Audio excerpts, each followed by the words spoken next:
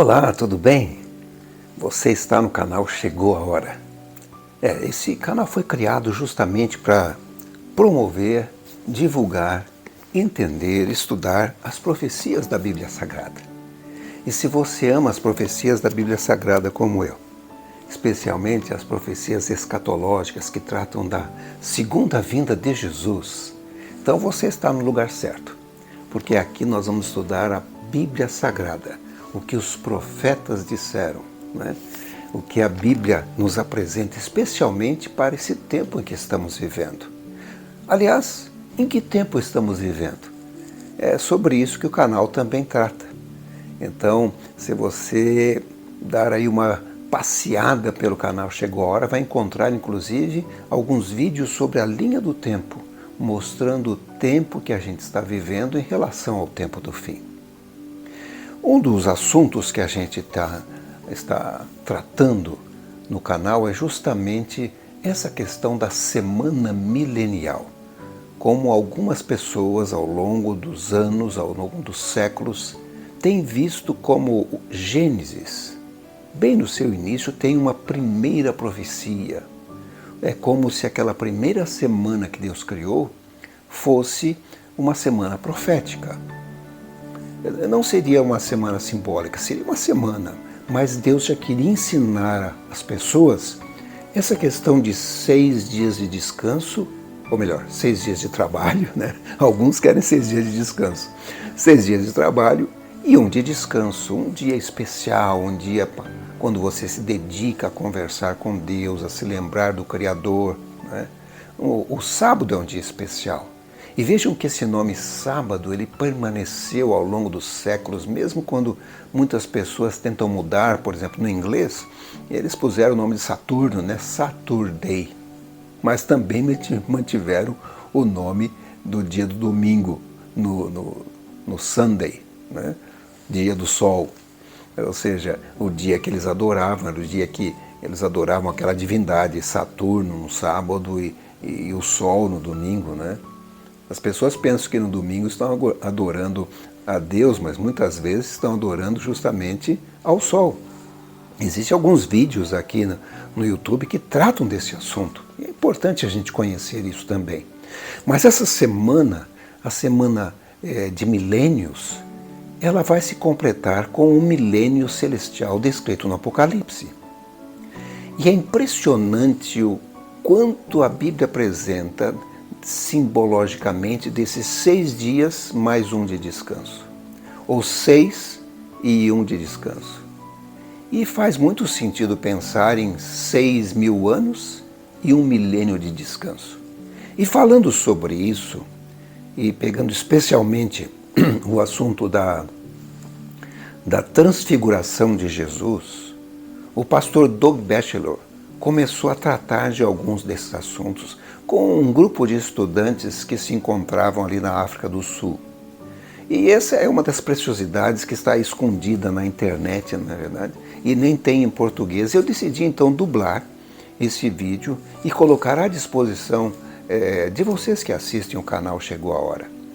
Então, você vai ver o pastor Doug Batchelor, do Ministério Amazing Facts, tratando justamente desse assunto, o assunto da semana milenial, né?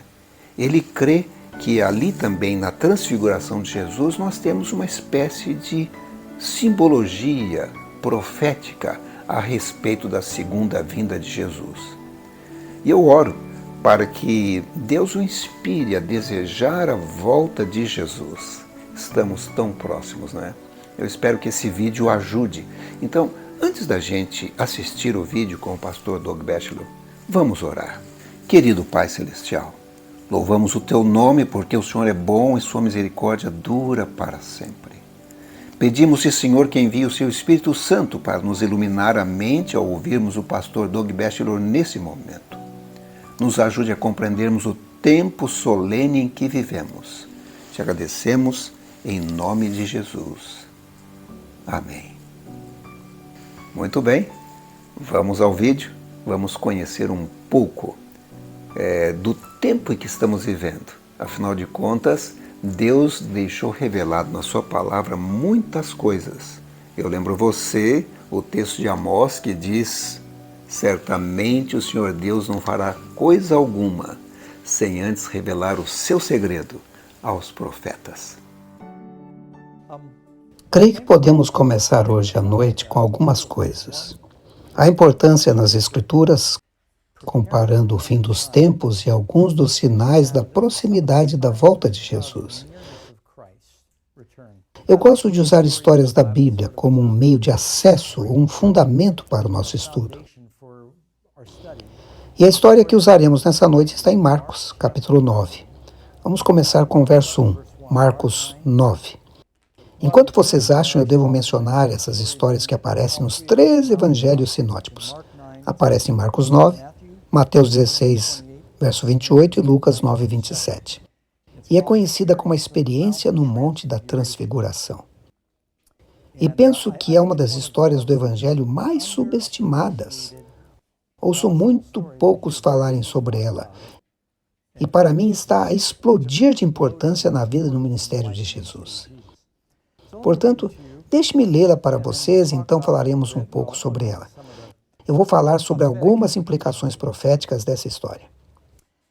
Dizia-lhes ainda: em verdade vos afirmo que, dos que aqui se encontram, alguns há que de maneira nenhuma passarão pela morte, até que vejam ter chegado com poder o reino de Deus.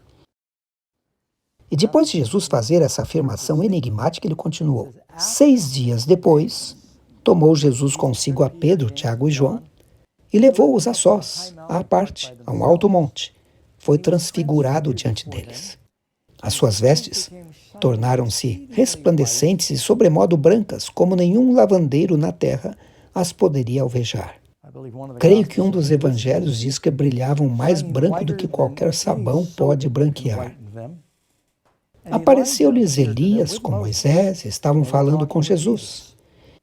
Então Pedro, tomando a palavra, disse: Mestre, bom é estarmos aqui e que façamos 3 tendas. Uma será tua, a outra para Moisés e outra para Elias, pois não sabia o que dizer, por estarem aterrados. A seguir, veio uma nuvem e os envolveu, e dela uma voz dizia: Este é meu filho amado, a ele ouvi. E de relance, olhando ao redor, a ninguém mais viram com eles, senão Jesus. E a última coisa que Jesus diz é: e ao descerem do monte, ordenou-lhes Jesus que não divulgassem as coisas que tinham visto, até o dia em que o Filho do Homem ressuscitasse entre os mortos. Aqui você tem essa experiência, e existem várias coisas que podemos perguntar sobre essa história.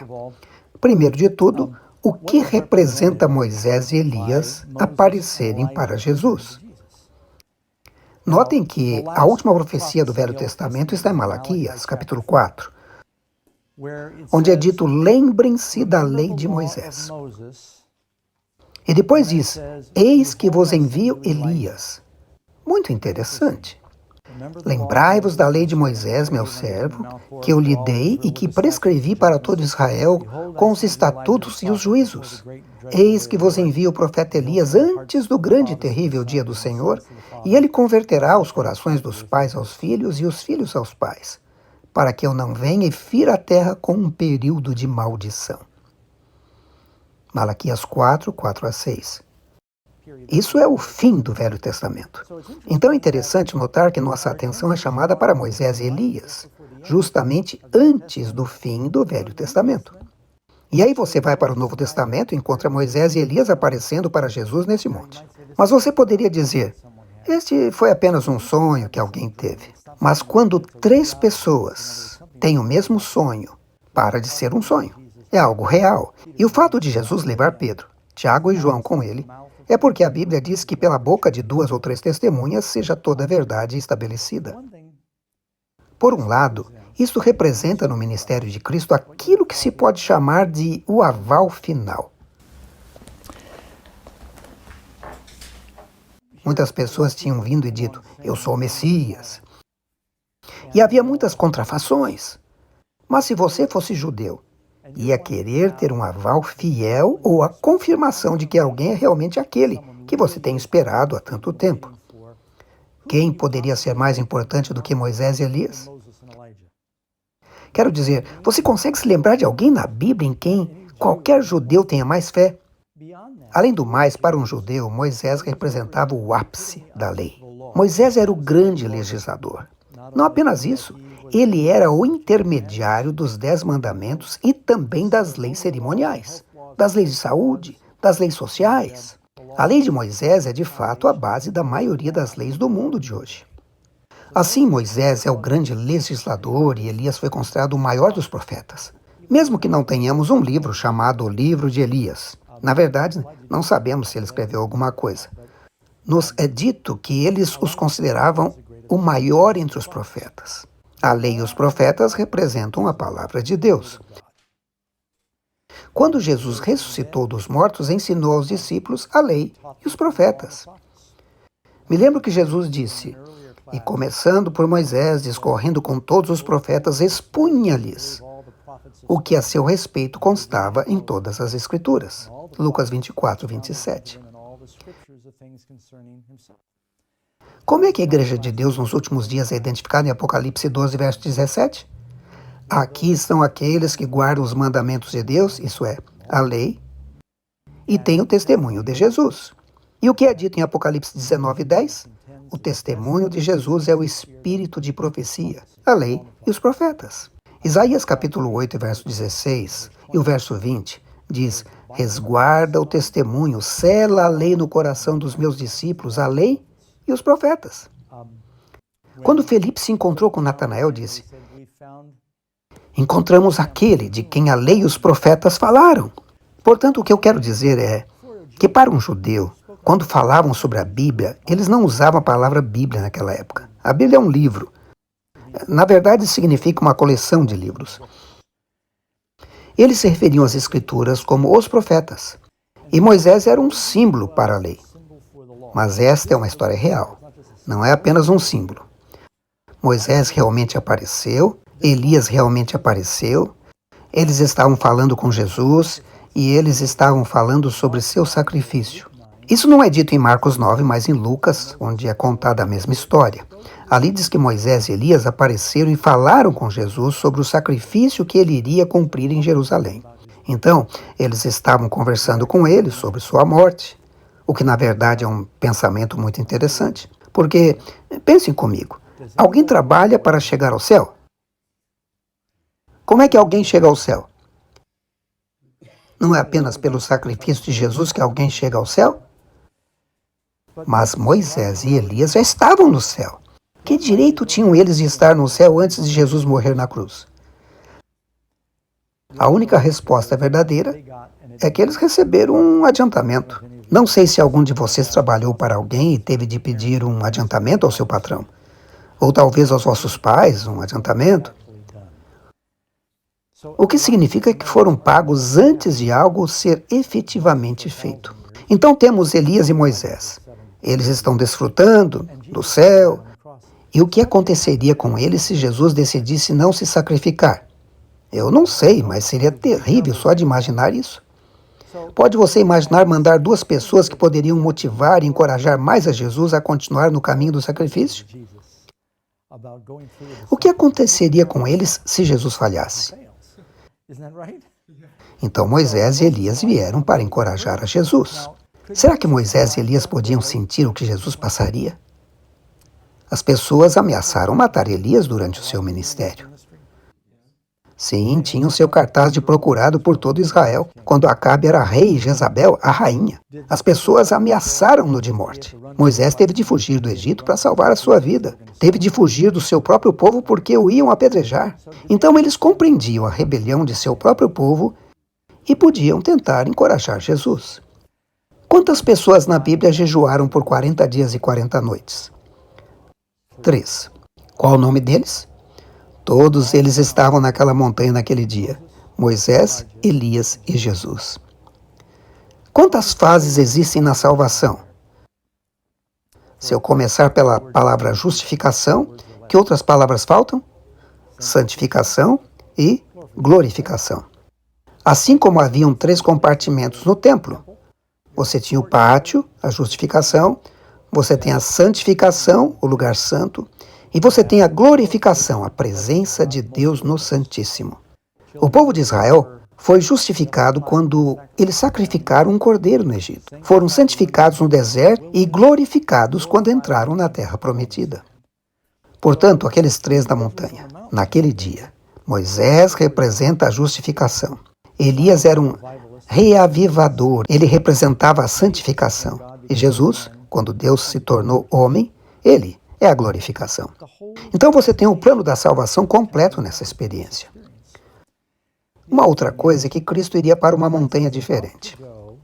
Naquele momento ele está na montanha e é glorificado. Deus o Pai aparece e fala. E ele está com Moisés e Elias, que também estão glorificados. Não muito tempo depois desse acontecimento, Jesus estaria em outra montanha, mas não estaria glorificado. Nesta montanha, ele estava usando roupas de luz, mas na outra montanha, ele estaria despido. Aqui ele tem ao seu lado Moisés e Elias, homens glorificados. Na outra montanha, ele iria estar ladeado por dois ladrões.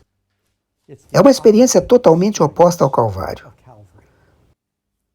Vocês percebem o que eu estou dizendo? Por que ele trouxe os discípulos a essa montanha? Você pode ler no livro O Desejado de Todas as Nações que ele os trouxe lá e orou para que eles tivessem uma experiência que os preparassem para a hora da tentação. Ele dizia: Senhor, eles vão começar a duvidar quando eles me virem morrendo na cruz. Vão duvidar que eu sou o Messias. Eles vão pensar que estavam enganados. E por isso, ele deu a eles essa experiência para fortalecer a fé deles, para que na hora que a tentação chegasse, eles estivessem fortificados. E Jesus se ajoelhou quando eles chegaram ao topo da montanha e começou a orar. E o que aconteceu com os discípulos enquanto Jesus orava? Eles dormiram. Lucas diz que eles estavam com um sono pesado. Perceba que nos momentos críticos da vida de Jesus, os discípulos muitas vezes dormiram. O que é que os discípulos fizeram no jardim do Getsemane, quando Jesus disse: orem comigo? Eles dormiram. Como é que Jesus diz que vai ser o estado da igreja pouco antes dele voltar? Já leu a parábola das 10 virgens? Qual era a percentagem de sábias? 50% eram sábias, 50% eram tolas. A lista fica pequena, não é verdade? Quanto por cento estavam dormindo? 100%. Portanto, qual será a condição da igreja pouco antes do grito: aí vem o noivo? O diabo vai tentar anestesiar a igreja. E o Senhor, creio eu, disse-nos que isso vai acontecer. Por isso, essa experiência é também uma imagem miniatura da segunda vinda de Cristo. Agora, quando Jesus está no Monte da Transfiguração, nos é dito que ele está brilhando e rodeado de glória. Como é que ele vem? Rodeado de nuvens de glória. Aqui temos Moisés. Moisés morreu, mas ressuscitou. Quantos tipos de pessoas existirão quando Jesus voltar? 2 tipos. Os que foram trasladados, isso é, os que são arrebatados sem morrer, e os que morreram e são ressuscitados. Existem 2 tipos de pessoas que estão com Jesus na montanha. Moisés morreu e foi ressuscitado, e Elias foi arrebatado. E a glória do Pai estará com ele quando Jesus vier. Ele disse: eu estou vindo no lado direito do poder da glória. E a voz do Pai estava lá na montanha. Dessa forma, tudo isso é como uma imagem miniatura da segunda vinda. Agora, uma razão pela qual eu acho que isso é importante. A primeira afirmação que Jesus faz. Começamos aqui em Marcos capítulo 9. Ele disse: em verdade vos afirmo que, dos que aqui se encontram, alguns há que de maneira nenhuma passarão pela morte até que vejam ter chegado com poder o reino de Deus. Hoje todos os apóstolos estão mortos, certo? Então, sobre o que ele está falando? Se quando Jesus faz uma declaração enigmática como essa, e em todos os 3 evangelhos, Mateus, Marcos, Lucas, e depois de fazer essa estranha declaração única, imediatamente a seguir a afirmação aparece esta experiência. Por isso, os escritores da Bíblia sabiam que essa experiência na montanha era que alguns deles veriam, não todos os 12 apóstolos, mas 3 deles. Alguns de vocês não vão morrer antes de terem um vislumbre da segunda vinda. Por isso, toda essa experiência no Monte da Transfiguração foi um microcosmo da segunda vinda. Agora, uma coisa que um dia me surpreendeu foi pensar por que Jesus fez essa afirmação e depois esperou 6 dias antes de acontecer. Por que Jesus não disse, hoje alguns de vós não vão morrer? Mas em Mateus, Marcos e Lucas, que na verdade obteve seu evangelho através de uma entrevista com os apóstolos, ele disse cerca de uma semana depois, diz cerca de 8 dias depois, que era a forma judaica de dizer uma semana, por isso não é tão exato. Mas Mateus e Marcos dizem 6 dias depois. Cristo diz, alguns de vós não provarão a morte até que vejam o reino de Deus chegar com poder. E depois diz que passados 6 dias, ele os levou para cima. Quando o Senhor vier, em que direção iremos? Então nós, os que ficarmos vivos, seremos arrebatados para nos encontrarmos com o Senhor no ar. Por isso eu vejo um exemplo. Se para o Senhor um dia é como 1000 anos, vou correr um pouco com vocês, porque creio que vocês conhecem suas Bíblias e também sei que são inteligentes. Em 2 Pedro capítulo 3, penso que é o versículo 8, diz que um dia para o Senhor é como 1000 anos, e 1000 anos é como um dia. Na verdade, Pedro está citando o Salmo 89, onde diz que 1000 anos aos teus olhos é como a tarde que já passou. E nós sabemos que o mundo tem cerca de 6.000 anos de idade atualmente. A primeira coisa que quero deixar bem claro, não estou sugerindo nas coisas que vou partilhar com vocês que sei o dia e a hora da vinda do Senhor. Acho que ninguém sabe. Eu teria muito cuidado se começasse a correr para as pessoas e dissesse isso. Mas o que a maioria das pessoas não sabem é que aqueles de nós que estudaram profundamente chegamos a essa conclusão. Não sei se vocês ouviram falar de um famoso apresentador de rádio chamado Harold Camping, que afirmou que ele sabia o dia e a hora. Era o dia 21 de maio. Isso aconteceu alguns anos atrás.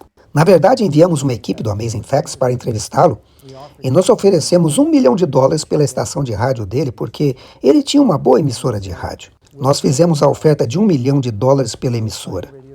Nós dissemos a ele, você pode fazer o que quiser, mas se você estiver certo, merece esse $1 milhão e pode usar esse dinheiro para transmitir sua mensagem.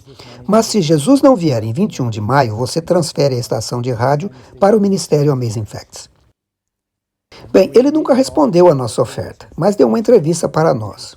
Não sei se vocês sabem que Harold Camping já faleceu. Ele tinha 91 anos. A estação de rádio está quase falida atualmente, provavelmente porque eles marcaram uma data. Na verdade, foi a segunda vez que marcaram uma data para a volta de Jesus. As pessoas venderam tudo, doaram seu dinheiro, e Jesus não voltou na data marcada. É preciso ter cuidado com pessoas que querem apenas ser sensacionalistas.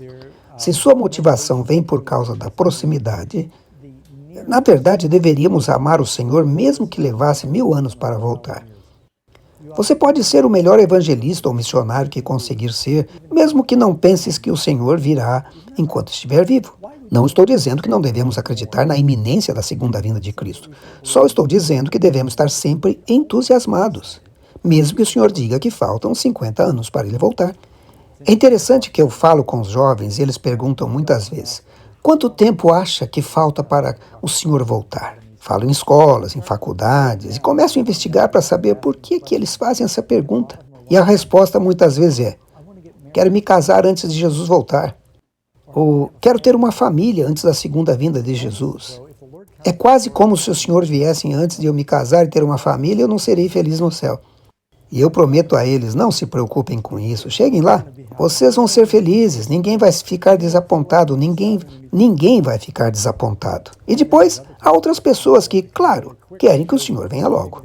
Porque talvez não compreenderam bem a doutrina e não sabem quanto tempo vão permanecer vivos. Mas devemos viver na expectativa da vinda do Senhor. Algumas pessoas perguntam, por que Jesus disse, eu venho em breve? E ele disse isso há 2000 anos atrás. Bem, se você vive zilhões de anos, quanto tempo são 6.000 anos? Não é nada comparado com os anjos. Quando Jesus disse, voltarei em breve, os anjos provavelmente pensaram, Senhor, o Senhor não lhes disse quanto tempo faltava? Apenas 2000 anos. Não é muito tempo, foram precisos 4.000 anos para ele vir da primeira vez. Portanto, eu quero deixar claro que ninguém sabe o dia e a hora da vinda de Jesus. Isso está em Mateus 24, verso 36. Mas nós podemos saber quando o tempo estiver próximo. Isso está em Mateus 24, verso 33. Assim também vós, quando virdes todas essas coisas, sabei que está próximo, às portas. Sabendo que nenhum homem conhece o dia e a hora, Jesus nos deu alguns sinais e por eles podemos saber quando estiver próximo. E não fez isso para que, de repente, nos sintamos motivados para a vinda de Cristo. Você acha mesmo que há alguém no mundo de hoje que esteja mais motivado do que os apóstolos estavam? Os apóstolos não estavam em fogo? E o Senhor não veio durante o tempo da vida deles. Mas isso não lhes diminuiu o entusiasmo. Até Paulo disse: não vos perturbeis como se aquele dia estivesse para vir, porque primeiro tem de haver uma queda. É uma passagem que Paulo diz que não vai acontecer tão cedo como alguns pensavam. Ele sabia que a igreja tinha que cair e passar por aquela experiência. Um dia para o Senhor é como 1000 anos. Isso está em 2 Pedro 3,8. E Salmo 84:10 diz: pois um dia nos teus átrios vale mais que 1000. E o Salmo 90, verso 4 diz: pois 1000 anos aos teus olhos são como o dia de ontem, que se foi, e como a vigília da noite. Por isso, se somarmos as idades na Bíblia, alguns de vocês já viram a nossa linha de tempo da Bíblia? Está no link timeline.biblestory.com. Com muita paciência, fizemos muita pesquisa. Trabalhamos nisso durante 1 ano e meio, com os melhores estudiosos adventistas que conhecemos. Mas sabem, todos os cronologistas podem variar alguns anos, porque há algumas datas ambíguas. Por exemplo, a Bíblia diz exatamente que idade tinha Jacó quando os seus filhos nasceram. É possível calcular a idade de Abraão quando Isaac nasceu, mas quando chega em Noé, diz que ele viveu 600 anos e teve Sem, Cã e Jafé. Todos ao mesmo tempo? Seriam eles trigêmeos? Quero dizer, então, há uma espécie de referência posterior que em algum momento, depois dos 600 anos, ele teve 3 filhos. Por isso não sabemos exatamente quando aconteceu. Podemos especular. Há algumas áreas cinzentas, mas basicamente quando somamos as datas, podemos pegar uma calculadora, sentar-nos e vermos que Adão viveu 930 anos. Podemos somar a idade de Sete, podemos ir ao longo da linha, podemos datar. Se somarmos os reis, podemos saber quanto tempo reinaram e obter um número razoavelmente exato, com uma margem de 10 ou 20 anos até o tempo de Cristo. Todos sabemos que Jesus nasceu por volta do ano 4 a.C. Sabemos qual é a data de hoje. Por isso sabemos que o mundo tem aproximadamente 6.000 anos. Então, um dia com o Senhor é como 1000 anos e 1000 anos como um dia. Quanto tempo passaremos vivendo e reinando com Cristo no milênio? 1000 anos. Isso é o total ou quantos? Parece que Deus trabalha em ciclos de 7. Você tem 6 dias de trabalho e 1 de descanso. Então você tem um padrão. O que Deus disse a Adão que aconteceria se ele pecasse? Gênesis 2:17. No dia em que dela comeres, certamente morrerás. No dia. Agora, Adão e Eva caíram mortos no minuto em que morderam a fruta? Pode-se argumentar que eles morreram espiritualmente, mas definitivamente eles não morreram fisicamente. A não ser que você veja as coisas como Deus, aonde um dia é como 1000 anos. Qual é o máximo que um homem já viveu? 969 anos. Essa é uma pergunta capciosa. Matusalém é o homem que viveu mais tempo e depois morreu. Mas o homem mais velho que ainda está vivo é Enoque, porque ele não morreu. Certo? Mas do povo normal, nenhum alcançou um milênio. Todos eles morreram no primeiro dia. Morreram naquele dia. Morreram naquele dia. Adão morreu naquele dia. Adão morreu naquele dia, se um dia para Deus é como 1000 anos. Então você tem esse modelo. Você tem essa semana milenial. Deixe-me compartilhar alguns versos mais. Há aqui mais algumas reflexões. A Bíblia tem 3 eras, ou períodos. A era dos patriarcas, a era de Israel e temos a era da igreja. Cada era ou período tem 2000 anos. Adão foi criado aproximadamente há 4.000 anos antes de Cristo. O bispo Ussher dizia que foi em 4004 antes de Cristo. Mas nós não sabemos, aproximadamente 4.000 anos antes de Cristo. É interessante que não há história escrita que vai além disso. De qualquer forma, não existem árvores que você possa encontrar no mundo quando se faz dendrocronologia e contamos os anéis das árvores. Mas não consegue encontrar árvores petrificadas, nenhuma árvore que realmente datem de antes desse período, de 6.000 anos atrás. E por isso temos esse corte inexplicável. Se olharmos para o homem de acordo com os evolucionistas, o homem está arrastando a sua namorada pelos cabelos e, de repente, historicamente, está construindo pirâmides. Na verdade, é mais ou menos isso que eles pensam. Eles têm um homem extremamente primitivo e rudimentar e, de repente, ele tem esta incrível sofisticação e capacidade matemática. É por isso que algumas pessoas dizem que foram aliens que vieram e nos deram conhecimento. Porque como um homem com um comportamento tão primitivo pode ser um gênio? Eu tenho viajado pelo mundo e visto algumas ruínas que foram construídas na antiguidade e é fenomenal. 2.000 anos de Adão até Abraão, a era dos patriarcas.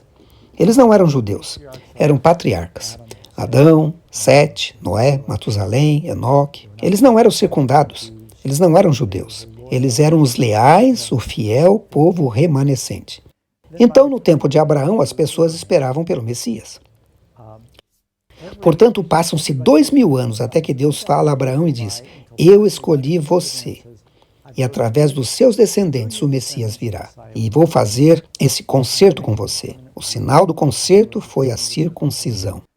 E para os próximos 2.000 anos, Abraão nasceu perto de 2.000 anos antes de Cristo. Chegamos ao ano 4 antes de Cristo aproximadamente.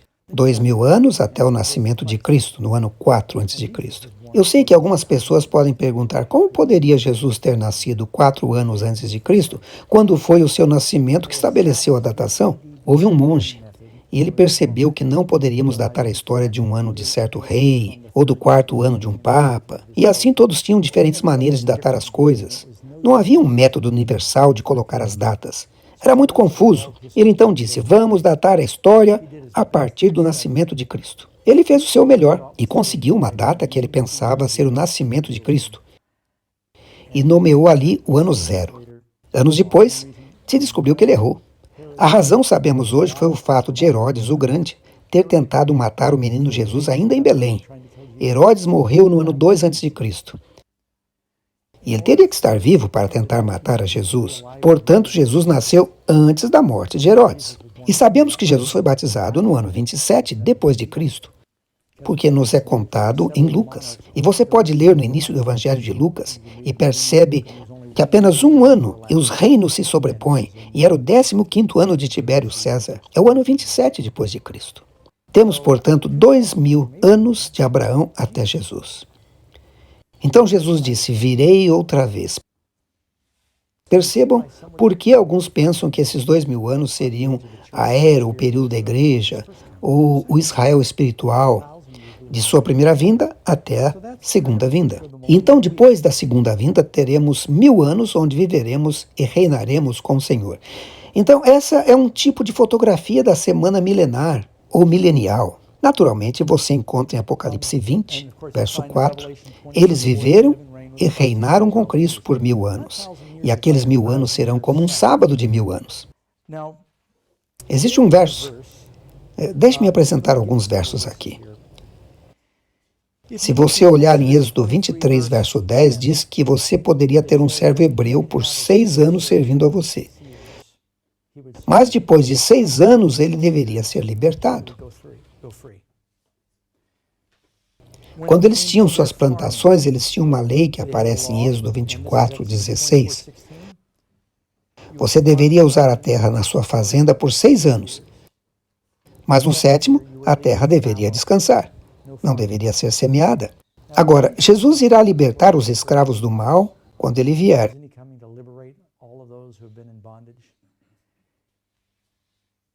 Existe também uma comparação com a lavoura no livro do Apocalipse.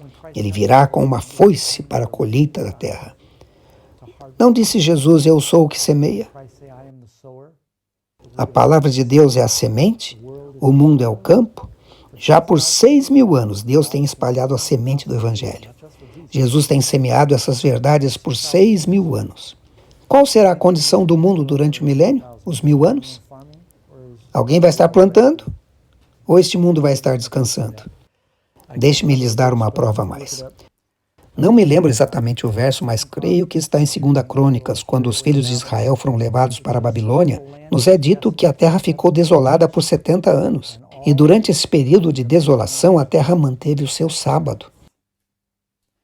Assim, quando a terra de Israel estava desabitada, ficou desolada por 70 anos, porque os filhos de Israel tinham sido levados cativos para a Babilônia, aquela cidade dourada. A terra estava mantendo o seu sábado. No milênio, nossa terra, durante 1.000 anos, ficará desolada. Será um sábado forçado de descanso, porque as pessoas não a deixaram descansar. Isaías diz que a terra envelhece como uma roupa. Deus então disse: olhe, aqui vai haver um descanso de 1.000 anos. Esse será um sábado em que viveremos e reinaremos com Cristo no céu. Então encontramos aqui um padrão, um modelo. E se você acredita no espírito de profecia, existem cerca de 40 citações de Ellen White que diz que o reino de Satanás durará 6.000 anos. Existe uma na página 518 do livro O Grande Conflito que diz que o grande conflito entre Cristo e Satanás, que tem prosseguido durante quase 6.000 anos, logo deve terminar. E ela escreveu isso há mais de 100 anos atrás. Vejam outra citação do livro O Grande Conflito na página 659. Durante 6.000 anos, a obra de rebelião de Satanás tem feito estremecer a terra.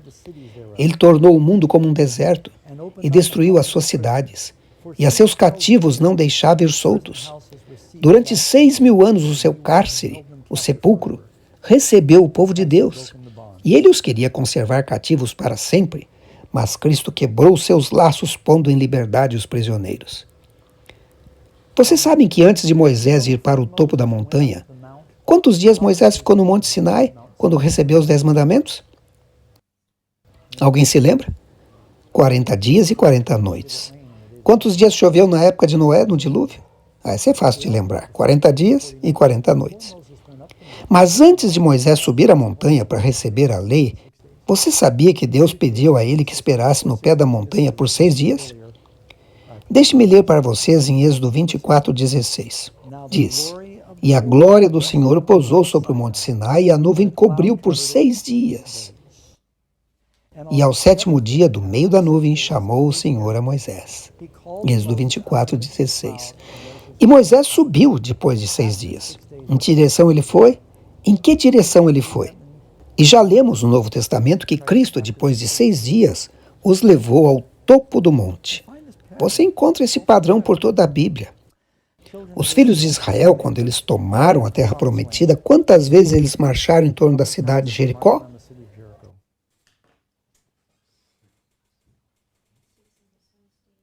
13. Uma vez durante 6 dias e 7 vezes no 7º dia, certo? Isso dá um total de 13 vezes. Eu sei que muita gente gosta muito de números. Minha esposa gosta muito de números. Eu odeio números.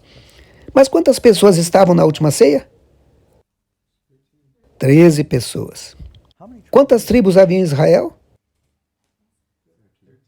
José teve 2 filhos, eles foram contados entre as tribos. José tinha um filho chamado Efraim, que se tornou sua própria tribo, e seu filho Manassés. Você pode contar também. Dessa forma seriam 14 tribos, mas José não devia ser contado. E os levitas não receberam uma parte da terra. Eles eram considerados sacerdotes. Para todos os efeitos, havia 12 tribos e Levi, o sacerdote, para todos. Teríamos, assim, 13. E na última ceia temos Jesus, então, os 12 apóstolos. Mas voltando à conquista de Jericó, vemos que eles marcharam em silêncio em torno da cidade uma vez durante 6 dias. E no 7º dia, eles tocaram a trombeta. Na manhã do 7º dia, quando eles rodearam a cidade 7 vezes, eles tocaram a trombeta e tomaram a cidade. Foi depois de 6 dias que eles tomaram a terra prometida. Então estamos vivendo nesse período de tempo agora, dessa última geração. Eu dei para vocês o texto de Êxodo, onde diz que 6 anos você semeia sua terra e faz a colheita, mas no sétimo deixa descansar. Eu encontrei aqui em minhas anotações, 2 Crônicas 36, 21, até que a terra se agradasse dos seus sábados, todos os dias da desolação repousou, até que os 70 anos se cumpriram. É interessante que esta é uma das últimas afirmações em Crônicas sobre a história de Israel. No Êxodo vemos que o servo hebreu servia 6 anos e no sétimo devia ser libertado. Quando foi que Enoque foi para o céu?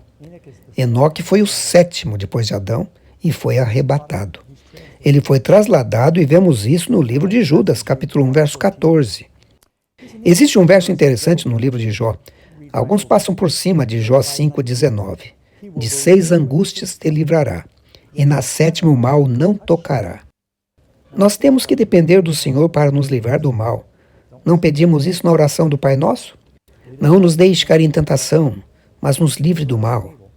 Mas Deus nos livrará do mal no céu, ou nenhum mal os tocará. Veja, o que eu estou dizendo é que existe uma diferença do que Jó diz em Jó 5,19. Jacó amava demais a Raquel. Quanto tempo ele trabalhou por ela? Por Raquel ele trabalhou um total de 7 anos, e agora outros 7. Ele trabalhou 7 anos por Raquel, mas foi enganado, então trabalhou outros 7 para pagar por Leia.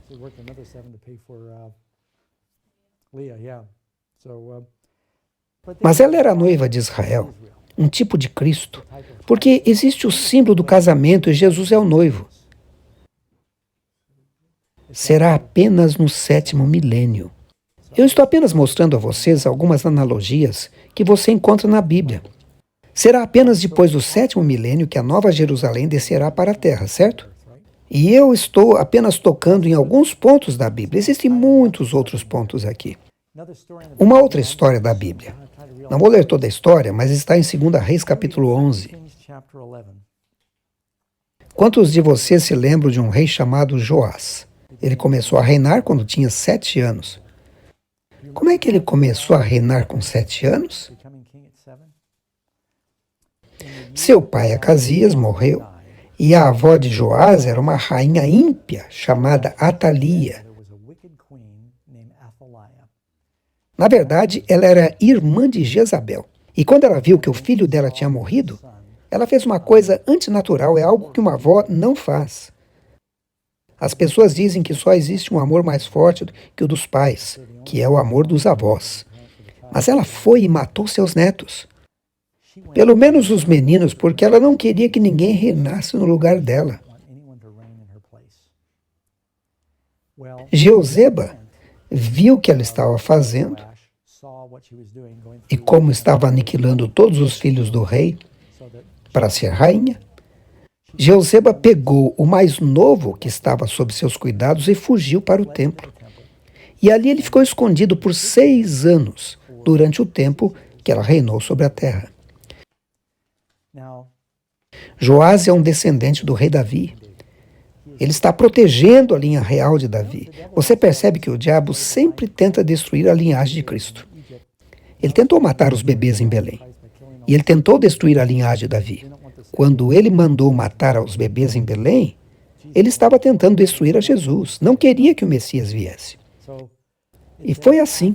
Atalia reinou sobre a terra por 6 anos. Aqui você tem essa rainha má. Ela é pagã, porque a sua mãe é Jezabel, que é sacerdotisa de Baal. Seu pai era sacerdote de Baal. Então temos essa rainha pagã, que está casada com um rei judeu, mas seu marido morre e ela se torna rainha, reinando sobre o reino de Judá. Ela é uma analogia daquela mulher de Apocalipse 17, engloba toda a corrupta religião de Babilônia. Essa rainha mata todos os descendentes reais. E aquela de Apocalipse 17 persegue o povo de Deus. Ela tem uma taça cheia de sangue. Ela é um poder perseguidor e assassino. Mas durante aquele tempo, o filho de Davi está na casa do Senhor. Joás está escondido e sendo instruído. Ele está esperando o dia para fazer a sua aparição e receber o reino. Algo parecido acontece com Jesus, o filho de Davi, que está no templo de Deus, no céu. No final dos 6 anos, quando Joás completou 7 anos de idade, porque ele tinha 1 ano de idade quando Joiada, o sumo sacerdote, tomou conta dele. A propósito, Joiada viveu 130 anos. Viveu mais do que Moisés. É um dos que mais viveu na Bíblia depois do tempo de Moisés.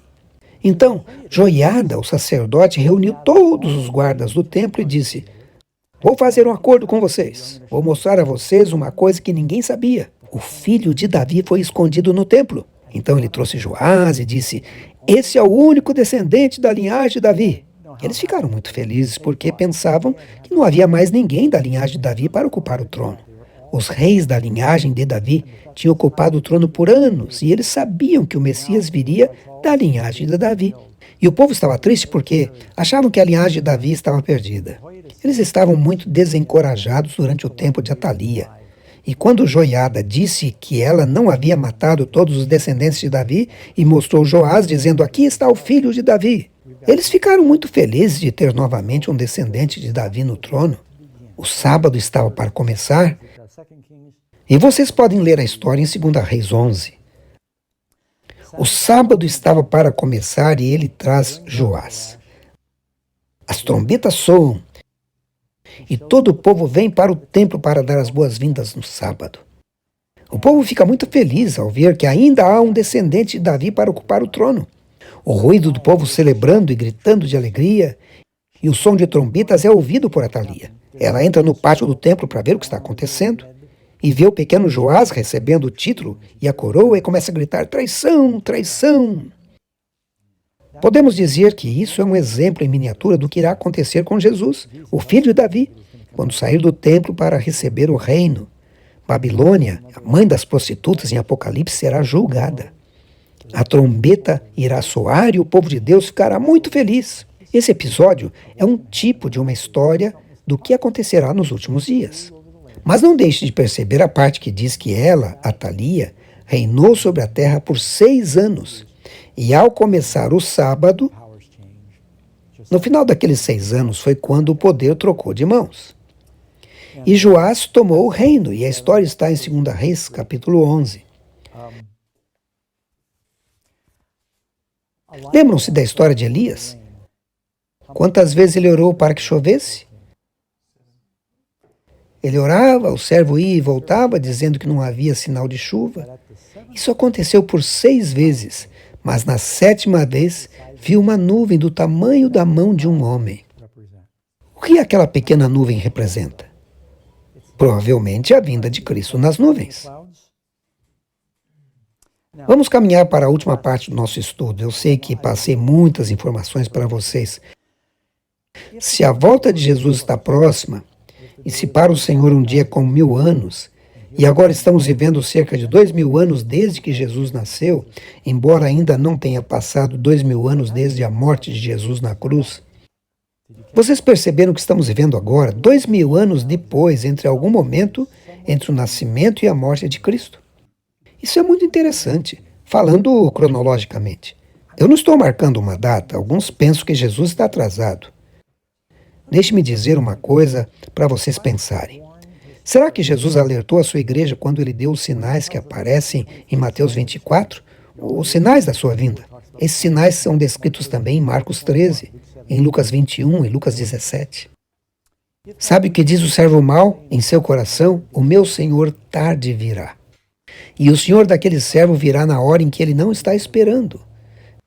Creio que esses são alertas de Cristo para nós. Vocês conhecem o que Cristo disse em Mateus 25? A segunda vinda é como 10 virgens que saem ao encontro do noivo. Mas enquanto o noivo demora, o que significa demorar? Parece que está atrasado, certo? Vocês se lembram do que o livro de Êxodo 32 diz? Quando Moisés subiu a montanha para buscar os 10 mandamentos. Você pode começar a ler em Êxodo 32. Ali diz que quando o povo viu que Moisés demorava, parece que Moisés estava atrasado. Moisés disse que ia buscar a lei e voltaria. Ele contou isso a eles. Mas quando se passaram 40 dias, creio que eles pensaram: ele está ficando velho, talvez aconteceu alguma coisa com ele. Ele nem voltou para se alimentar. Talvez começaram a imaginar quem irá nos liderar agora. Quem poderia sobreviver 40 dias nessa montanha cheia de fogo e fumaça? E foi aí que tiveram a ideia de fazer outros deuses. Deixe-me lhes dizer uma coisa importante, talvez a coisa mais importante que eu diga hoje. Deus estava testando a fé daquele povo exatamente na fronteira da Terra Prometida. Um desses testes era a aparente demora. Também era um teste quando o noivo se atrasou. E era também um teste quando Jesus disse que se aquele servo disser em seu coração, meu Senhor está atrasado em sua vinda, creio que Jesus estava apontando para o fim. O que o povo de Deus fez? Não todos, mas muitos dos israelitas durante aquela demora. Eles fizeram um bezerro de ouro e começaram a adorá-lo. E logo os outros começaram a fazer o mesmo e disseram que tinham que encontrar um outro líder. Talvez tenhamos entendido errado. Talvez não era para guardarmos os 10 mandamentos. Eles tinham recentemente prometido guardar os 10 mandamentos. E 40 dias se passaram e eles começaram a fazer aquele bezerro de ouro para adorar. Poderia acontecer que antes de Jesus voltar outra vez, exista um teste, exista uma demora, e alguns do povo de Deus mudem de atitude e comecem a imitar os pagãos. Creio que a história pode se repetir. Mas perceba que quando Moisés finalmente voltou da montanha, os levitas não haviam se comprometido com aquela adoração. E eles foram encarregados de executar os outros que adoravam o bezerro de ouro. Houve apenas um remanescente que ficou fiel. Todos os demais se desviaram, incluindo Arão, que foi quem fez o bezerro de ouro. Quantos de vocês se lembram da história do rei Saul? Deus disse a Saul que queria estabelecer o seu reino, mas que iria testá-lo. Esperou Saul 7 dias, segundo o prazo determinado por Samuel. Não vindo, porém, Samuel a Gilgal, o povo se foi espalhando dali. A Bíblia diz que ele esperou os 7 dias, como Samuel havia dito. Mas Samuel não chegava a Gilgal, então o que Saul fez? Ele disse, eu sei que sou apenas um rei, não sou sacerdote do Senhor. Sei que eu não deveria oferecer sacrifícios, mas talvez seja conveniente agora que eu ordene a mim mesmo fazer isso. Embora, apesar de ser suposto só os levitas sacrificarem. Quero dizer, não seria melhor eu mesmo fazer do que outra pessoa? Eu vou apenas oferecer sacrifício, e ele fez isso. E sabe o que ele disse quando terminou? Ele se comprometeu fazendo o contrário do que Deus havia pedido. Quando ele terminou, Samuel chegou e disse, você fez uma tolice. Porque era nesse momento que Deus iria estabelecer o seu reino. Agora o seu reino não vai ser estabelecido. Ele perdeu a coroa porque não teve paciência durante aquele período de teste. E ele não obedeceu a ordem de Deus, não fazendo a adoração da maneira correta. Será que isso pode acontecer novamente? Será que nos últimos dias a falta de paciência em esperar pode fazer com que muitos se percam? Como seria a condição do mundo pouco tempo antes da volta de Jesus? O que Pedro diz? Nos últimos dias virão escarnecedores com seus escárnios, andando segundo as próprias paixões e dizendo, onde está a promessa de sua vinda? Porque desde que os pais dormiram, todas as coisas permanecem como desde o princípio da criação. Sim, até Pedro. O apóstolo está dizendo que nos últimos dias eles dirão que está demorando muito. Sempre disseram que ele voltaria novamente, mas as coisas continuam do mesmo jeito. Vão dizer como disseram nos dias de Noé, nunca choveu antes. E foi o que aconteceu. Quando Pedro profetizou que virão escarnecedores nos últimos dias, ele está falando sobre a igreja. Pedro não está escrevendo para o mundo, Pedro está escrevendo para a igreja. Portanto, haverá escarnecedores. Podem estar certo disso, escarnecedores entre o povo de Deus. Talvez ele não voltará e as coisas talvez continuem sempre como foi. Mas Pedro continua e diz, virá, entretanto, como ladrão o dia do Senhor, no qual os céus passarão com um estrepitoso estrondo, e os elementos se desfarão abrasados. Também a terra e as obras que nela existem serão atingidas. Então você vai até o Apocalipse, capítulo 10, no verso 5, que fala de uma profecia sobre o anjo do advento.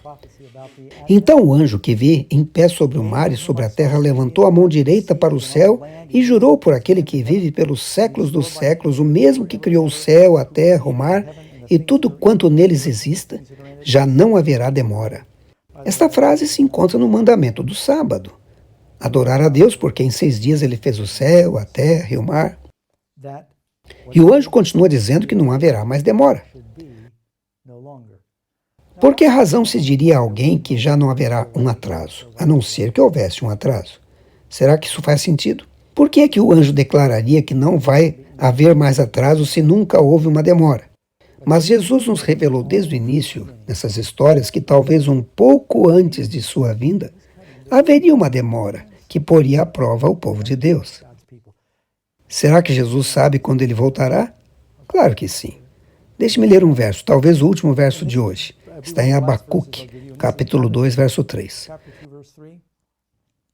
Porque a visão ainda está para cumprir-se no tempo determinado, mas se apressa para o fim, e não falhará. Se tardar, espera-o, porque certamente virá, não tardará. Parece um pouco contraditório. Se demorar, não fique desanimado, porque ele não vai demorar. Quer dizer que vai parecer que está demorando, mas pode esperar que vai acontecer. Jesus disse, virei outra vez. Será que ele mentiu? Já se passaram 2000 anos, por que será que ele está demorando tanto? Imagine que Deus havia prometido o Messias a Adão. E cada mãe judia que estava grávida pensava que aquele poderia ser o Messias prometido. Levou 4000 anos do tempo de Adão até o tempo de Jesus. Levou 2000 anos do tempo de Abraão até o tempo de Jesus. Então, quando Cristo diz que ele virá outra vez, e agora já se passaram 2000 anos, você tem toda a razão de imaginar que a volta de Cristo está próxima. Cristo disse, a hora em que vocês não pensarem, o Filho do Homem virá. O povo pensava na Primeira Guerra Mundial e pensava que fosse o fim. Outros diziam que na Segunda Guerra Mundial seria o fim. Muitos diziam que com o poder das armas nucleares o fim do mundo havia chegado. Aí chegou o ano 2000. Depois de 1999, foi um evento mundial. E sabe de uma coisa? Tudo ocorre como antes. A economia segue o seu curso, os desastres vêm e vão, como sempre foi. E Jesus disse que no momento em que vocês não pensarem, acontecerá. Não é isso que Jesus ensina. Ele disse que, como nos dias de Noé, eles estavam a construir, planejavam seus casamentos, comiam e bebiam,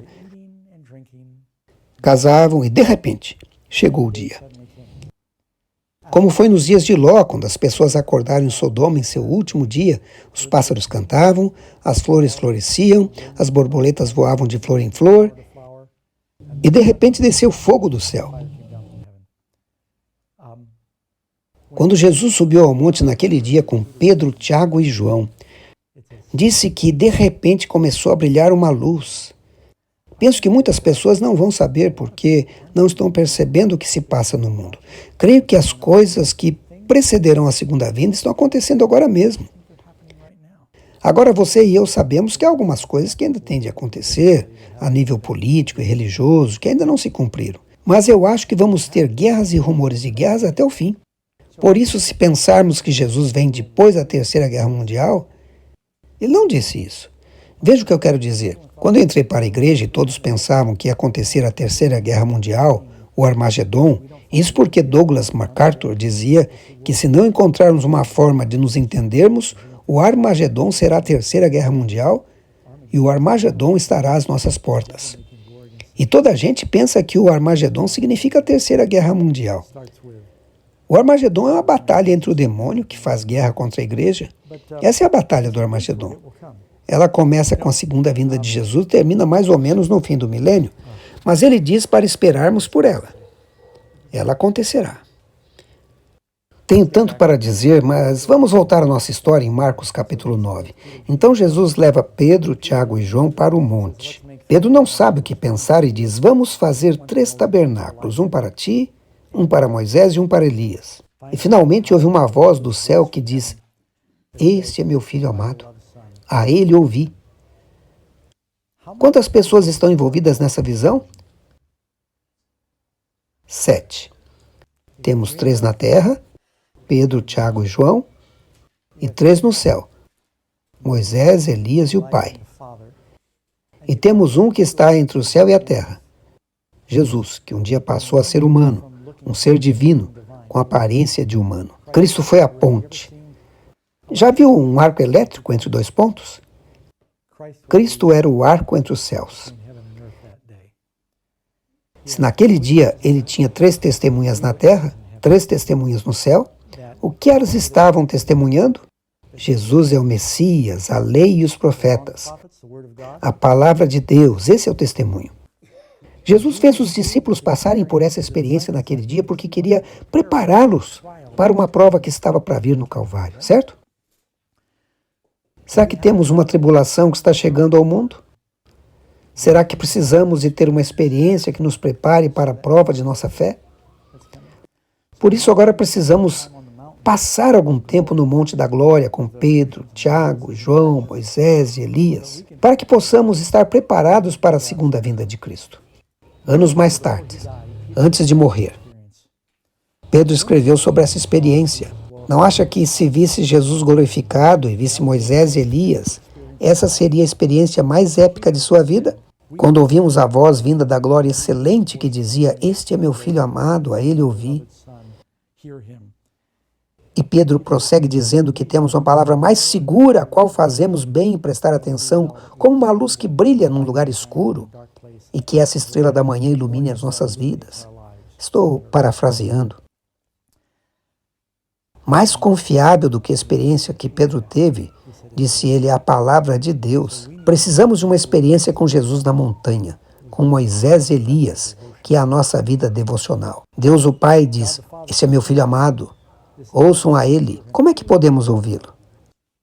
Através de Moisés e Elias, através da palavra de Deus. Portanto, essa é a coisa mais importante, creio eu. Pensei que poderia partilhar convosco não só o fato de Jesus estar para voltar em breve, mas também o fato de terem essa experiência com Cristo em sua devoção pessoal. Que coisa impressionante a gente saber que estamos no limiar do tempo, né? Estamos vivendo mesmo as vésperas da volta de Jesus. Havia um pastor adventista que dizia assim: posso ouvir o som, né? Posso ouvir o som de um Salvador que se aproxima. Ou seja, a volta de Jesus. E quando a gente vê as profecias da Bíblia se cumprindo da forma que o pastor Doug Batchelor apresentou, a gente só pode dizer amém, aleluia, não é verdade? Estamos vivendo realmente no fim do fim. Em breve este mundo estará vendo, contemplando Jesus voltando em glória e majestade. E como você está se preparando para esse dia? Você está preparado para se encontrar com o Redentor? Nós temos que pensar em algum momento em nossa vida sobre esse assunto, não é verdade? Bom, nós chegamos ao final desse vídeo, mas eu espero encontrá-lo em outros vídeos. Dá aí uma olhada, uma passeada pelo canal Chegou a Hora. Veja os vídeos sobre a linha do tempo, os vídeos sobre a linha milenial, né? Veja também sobre o jubileu, veja também os vídeos que tratam do tempo em que estamos vivendo, Ellen White, o grande conflito e a linha do tempo. Muito importante a gente conhecer o tempo em que a gente está vivendo, tá bom? E se você gostou do canal, por favor, se inscreva, dê aí o seu like, né? Ative o sininho das notificações e compartilhe para aqueles que não conhecem, para que também assistam o canal Chegou a Hora. Eu lembro também a você que ainda existem alguns exemplares do livro Chegou a Hora. E se você desejar, por favor, entre em contato através do WhatsApp, esse número que aparece na sua tela, e você poderá ler com mais detalhes esse assunto impressionante que trata dessa semana de 6.000 anos mais um milênio no céu, né? O nome do livro é Chegou a Hora, porque está baseado em Apocalipse 14, verso 15, que diz, onde um anjo aparece e chega para Jesus e olhando para o tempo fala: Senhor, chegou a hora, toma sua foice e cega, porque chegou a hora de ceifar, né? Realmente estamos vivendo nos últimos dias. E isso é motivo de alegria, de satisfação. Bom, chegamos ao final desse vídeo, mas nos encontramos no próximo vídeo. Até lá.